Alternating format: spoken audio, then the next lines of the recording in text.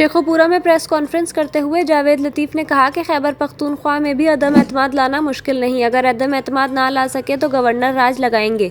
सूबों की हुकूमतें ना गईं तो गवर्नर राज लगाने जा रहे हैं। जावेद लतीफ़ ने कहा कि मियां नवाज शरीफ चंद हफ्तों तक अवाम की क़यादत करते नजर आएंगे, किसी को भी ताहयात नाअहल करना बड़ा जुर्म है। उन्होंने कहा कि सुप्रीम कोर्ट से रोशनी की किरण नजर आ रही है, नवाज शरीफ की नाअहली ख़त्म हुई तो इसे डील कहा जाएगा।